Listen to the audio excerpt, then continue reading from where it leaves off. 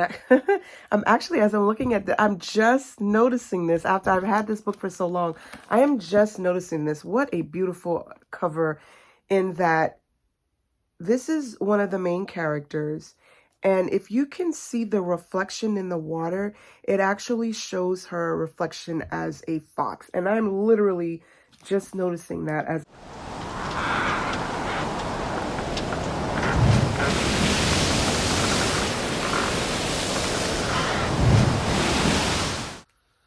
hello, how are you all? I hope that you're doing well today. You are watching Janine Journeys in Books, and I am Janine. I'm glad that you have tuned in for this week's video. So I have been getting a lot of reading done. And how about you? How has your reading been going this week? Let me know what you're reading in the comments. Let me know how you're enjoying the book. Are you reading a book that's a part of a series, standalone book? Let me know what you're reading. A book that you're reading may be a great recommendation for somebody else. So feel free. I'd love to know what you're reading, and let's talk about it in the comments. So let me share what I have been reading. I think this week I'm going to just share what I've read and then what I have on my TBR, what I'm currently in the middle of. I think it'll be a little easier that way. So since the last video, I've read 3 books that I want to share with you. The Fox Wife is not new to this channel. You've heard me talking about that one in the past. And The Fox Wife was an excellent read. I thoroughly enjoyed this. I'm not really big on star ratings, but I mean, I guess I would give it 4 out of 5 stars. I really enjoyed this. I would even consider maybe adding this one to my personal library. Overall, it is a mythical book set in the 1900s in between China and Japan.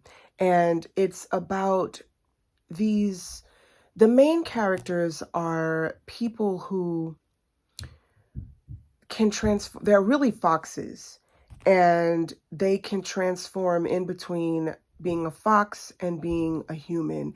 And so this story depicts how they interact with humans, how they interact in this world. There are things that they have lost, things that have been stolen from them. Some people adore them, worship them as creatures. Others despise them, see them as people of trickery, deception, lead to death and destruction. So it's really interesting how they navigate the world. And I really think that even though it's a mythical book, it was really done well. It wasn't too fantastical, if it's what I'm trying to say. How the fox is integrated into society as humans, it was well done. I enjoyed it. This is a love story as well. There's a love story in this book, actually 2 concurrent love stories, and beautifully done. Just a rich story, full of emotion, nothing spicy at all. Just a slow burn, heartfelt, emotional romance. There are 2 actually that go on. Oh, and I'm actually, as I'm looking at I'm just noticing this after I've had this book for so long. I am just noticing this. What a beautiful cover, in that this is one of the main characters. And if you can see the reflection in the water, it actually shows her reflection as a fox. And I'm literally just noticing that as I'm looking at this book. I did not notice that until I started now. But I would highly recommend this if you're looking for something that's fantasy, but not too deep into fantasy. It's still believable. It's still realistic, but it has some magical elements. Some other themes that are explored are family loyalty, being filial to older adults in the family,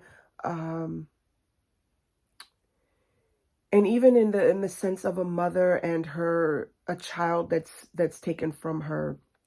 And so elements of family are definitely discussed here. Also, having to deal with societal expectations that can force you to make decisions that you may not want to make, or that you regret later on in life. But fulfilling societal obligations, I think that's another theme that's really explored well in this book. So overall, I highly recommend it. I think you should pick it up. I give it a definite 4 out of 5 stars. And again, as I've talked about in other videos, they really explore a lot of the cultural aspects, the dress, the food, the language. A lot of that's explored, which I always enjoy in a book. So I finished The Foxwife.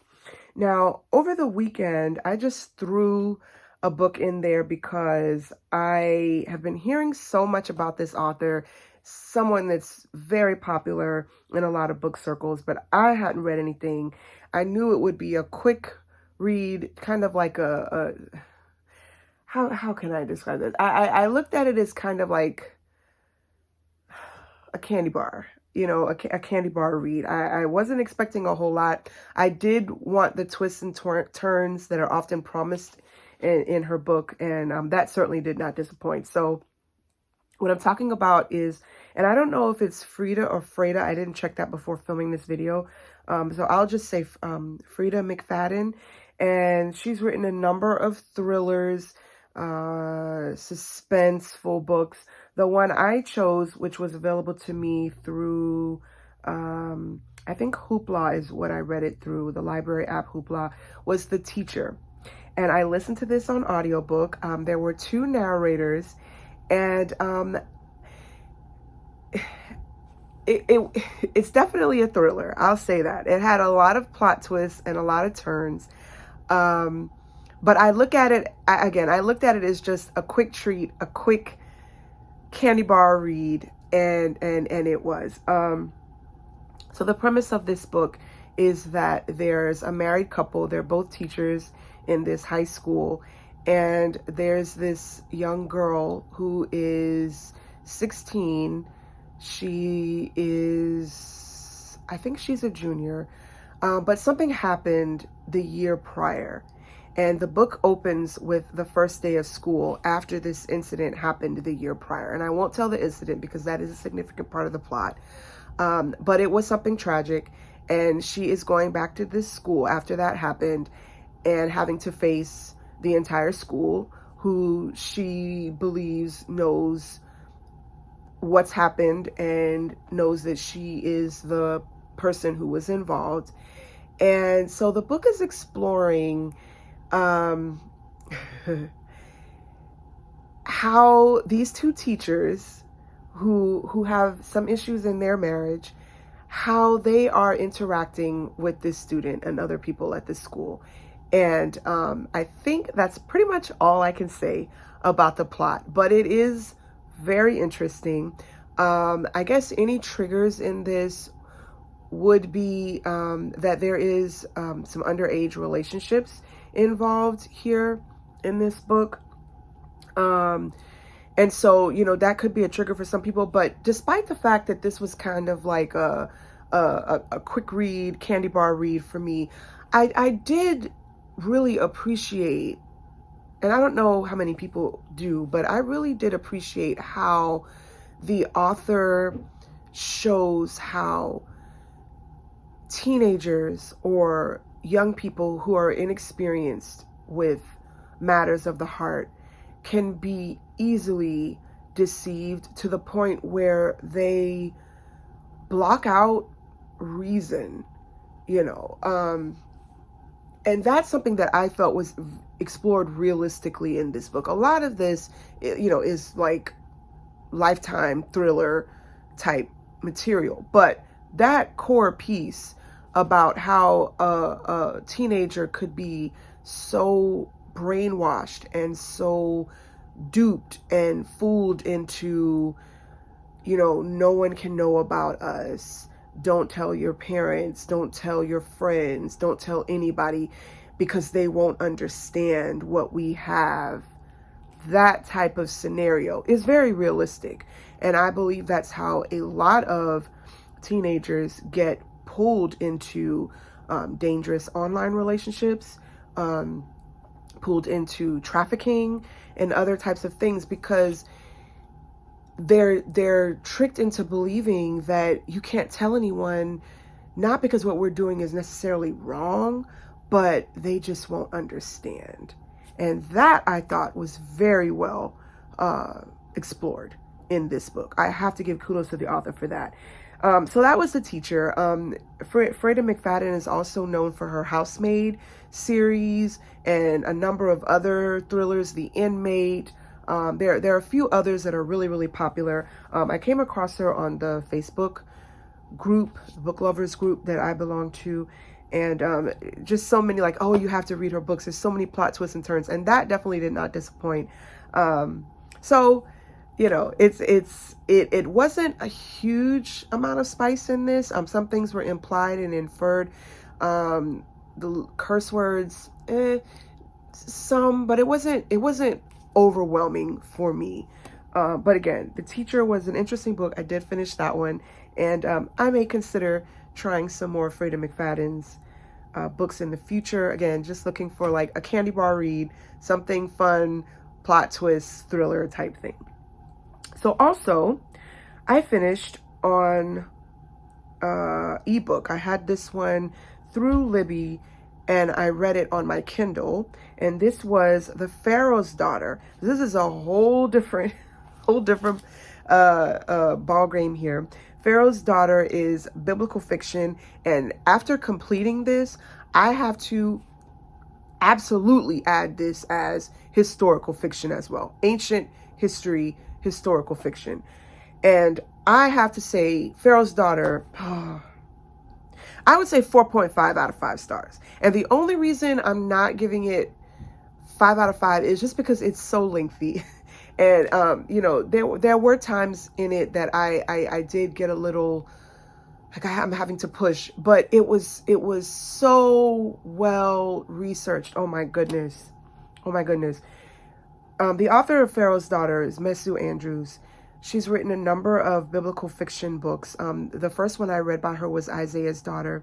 The Pharaoh's Daughter is book 1 of the Treasures of the Nile series. She's also written book 2, which is the story of Miriam. So the one that I read was The Pharaoh's Daughter. And wow, just, I cannot emphasize to you all how much research went into writing this book. And it is apparent, it is so well written as far as the history, the culture, the food, the customs, the language, the Jewish names, the biblical research that went into this, studying the Egyptian records, Egyptian history, thoroughly well researched. I so appreciate that about this book. The premise of this book is an Egyptian woman who begins this book as a girl, as Anip. And Anip experiences something in the beginning of the book, the death of her mother in childbirth. Her mother dies in childbirth, not giving birth to her, but giving birth to a younger brother. So she is old enough to see and understand that her mother is giving birth and her mother dies in childbirth. This goes on to, and this is introduced in the very beginning, so it's not a spoiler. From the very beginning, we see that this has traumatized her, and she has, along with understanding certain Egyptian myths, she is bent on never having children. She does not want to experience that. She does not want to die in childbirth. And so she has resolved, no matter what, to never have children herself. She then is put into an arranged marriage where she goes to live in another part of the kingdom of Egypt. Egypt as a province. I don't want to use the incorrect term, but she goes to live in another part of Egypt where she becomes the Amira, or the wife of the ruler in that area, like that region of Egypt. And her brother is known as the Pharaoh. He is King Tut. And so the book then explores her relationship with her new husband, becoming the Amira of this part of Egypt that is known as the craftsmen. They produce a lot of crafts. They're weavers, a lot of skilled laborers. So they don't do a lot of the building in this area. They produce a lot of the goods that are then sold. And there are a lot of slaves that work, Hebrew slaves that work in the region that her husband is the supervisor of. I think I will mention here that her husband is called off to war. And I'll leave it there with the premise. This story does describe the story of Moses, and this woman, Anip, is the Pharaoh's daughter that finds her. I'll leave it there at that because the book goes so far beyond. I really love the creative liberties she took with this that are balanced with the research and the cultural and actual ancient history. It's all balanced. The biblical history, the cultural history, her creative fiction, and the ancient Egyptian history. It's all well balanced together. And I really, really loved seeing how she explained certain parts of Bible history that we may be familiar with. I think most Christians are familiar with the story of Moses. The way that she brought about how the edict was given that all the baby boys should be killed and thrown into the Nile. I loved the way she explored that. I loved the way, if you remember from Bible history, how the midwives responded to Pharaoh when they refused to kill some of the babies, and they replied that the Hebrew women were they were very rigorous, and they gave birth so quickly that the midwives couldn't get to them in time. I loved the way she explored that part of biblical history and added the creativity into that. I love the way she included that in the narrative. So there are so many parts of the actual story of Moses that are included in here. It just really made me smile, and I really enjoyed how there are parts of the Bible that it's stated, but the background, the surrounding of it, actually how it happened, it's not given a lot of detail. So she takes creative license there. One part that's not, and I was waiting for it to come, but it didn't happen in this book, and I'm wondering if it's going to happen in book 2, is when Moses killed the Egyptian taskmaster that was beating one of the Hebrew slaves. If you remember that from the Bible, they didn't get to that incident in this book. And I was really waiting for that to come because I really wanted to see how she was going to set that up. But that hasn't come yet. So I'm definitely going to read book 2 with Miriam. Miriam is introduced in book 1 as the sister of Moses. And we follow her throughout this entire book. And book 2 focuses on her. So I'm really interested to see.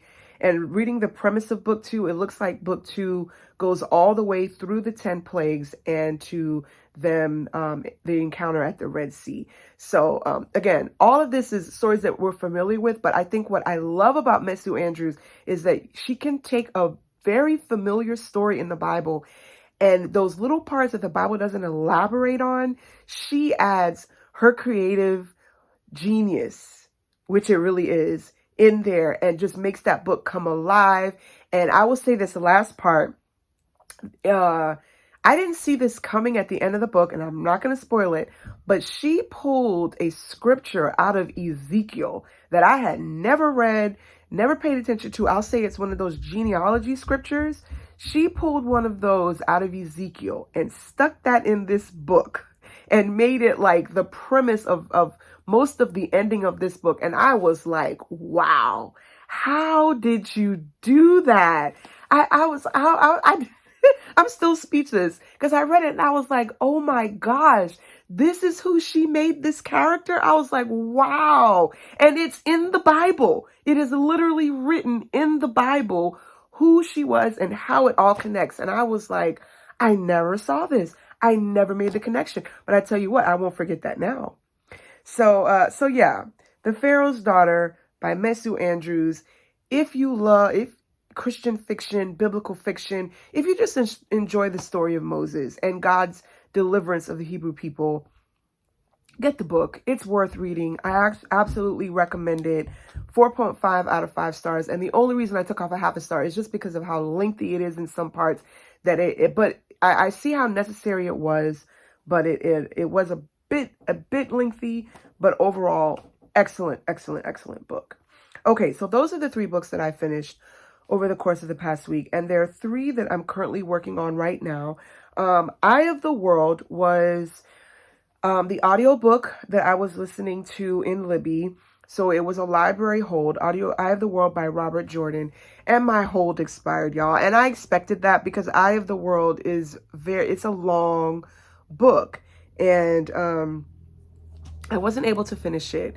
So I had to return the loan. What I am debating, though, and here's something I would love to know from you all in the comments. Do any of you subscribe to Audible? Because I am contemplating getting an Audible subscription, not the one where you get 1 credit every month, because I'm really not interested in purchasing audiobooks. But what I am looking for is to have access to the audiobooks that I want when I want them. So in other words, if there's an audiobook that I really want, I don't want to have to wait until it's available at the library. I want to have access to it when I want to. And I know that with the subscription plan to Audible, every book that you want may not be guaranteed to be in the Audible Plus library. I'm well aware of that. But I do think there's a higher chance that it might be available when I would like to listen to it. So let me know if you have an Audible subscription in the comments, if you're enjoying it. I'm contemplating getting it just to have easier access to the books when I want to have them. But Eye of the World, it's a fantasy novel, a good versus evil. It's such a huge premise to get into, but I may just go ahead and summarize it when I get closer to the end of it, because I don't want to give pieces as I'm going along. But high fantasy novel, good versus evil, some magic systems involved in there. So I'll leave it there with that. Also, I am reading on audiobook as well. Eleanor Oliphant is Completely Fine. I just picked this up over the weekend, I think because it was available, and I was looking for something slightly different after I finished The Teacher. I was looking for like another quick, fun read. Didn't know very much about this going in. I do love the fact that this is set in London. It's about a woman who seems to be very much introverted, almost to the point of being a recluse. She basically works, does her shopping, and goes home. And that is the extent of any socialization in her life. No one comes to visit her. She doesn't get phone calls except from telemarketers. And I'm smiling because I'm thinking about how she said in the book that she replies to the telemarketers when they call. I think she said something like, what did she say? Oh, like, I know where you live. And then it hangs up very quietly. It's just a really strange reply that she has for telemarketers when they call. But irregardless, I'm really just loving how quirky Eleanor Oliphant is.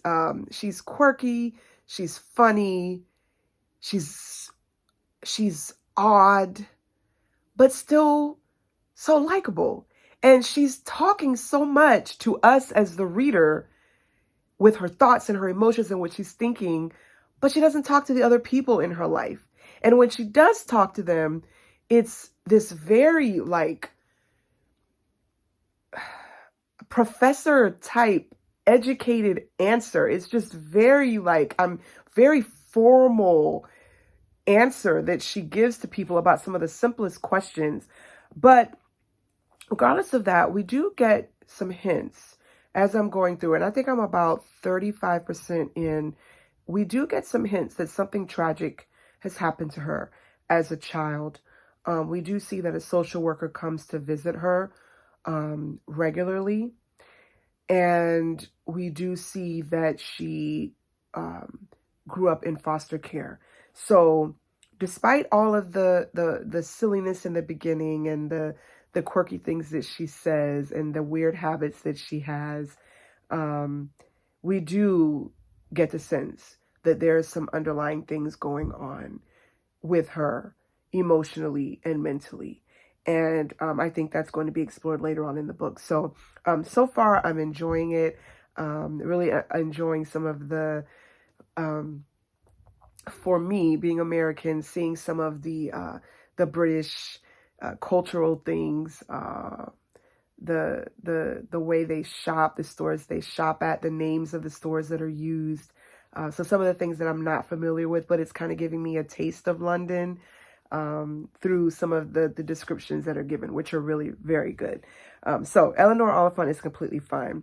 I'm also working on that one right now. And the last book that I have, and I actually started it last night, since I finished The Pharaoh's Daughter, I started another ebook, and that one is Empire of Silence by Christopher Ruocchio. I know I'm messing up that last name. This is book 1 of the Sun Eater series. This is science fiction, fantasy as well. I'm reading this one through my library, the Libby app, and I'm reading it on the Kindle.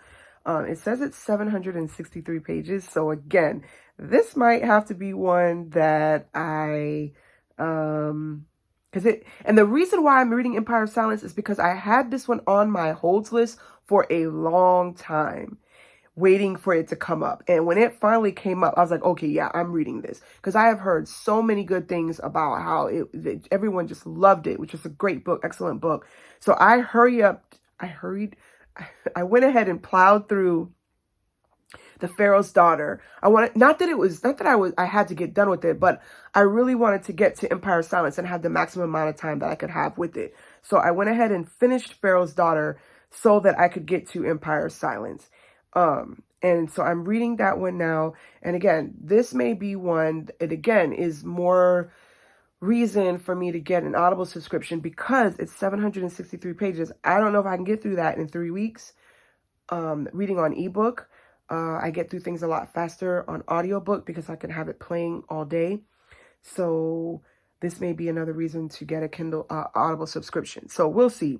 But Empire of Silence, the only thing I know about this is that this man, Hadrian, has done something tragic having to do with destroying the sun. And it's caused a huge catastrophe in the world as he knows it. That's all I know about this book going in, other than the fact that it comes with rave reviews. And I am looking forward to getting into that one. Just started last night, but I am reading that one now. So that's where I am with my reading for this week. Let me know what you're reading. I really would love to know. I can add it to my TBR that's never ending, or someone watching may definitely appreciate getting another recommendation into the ones that is in addition to the ones that I have suggested here in this video. All right, well, I hope you have a great week, and I will talk to you again soon. Bye-bye.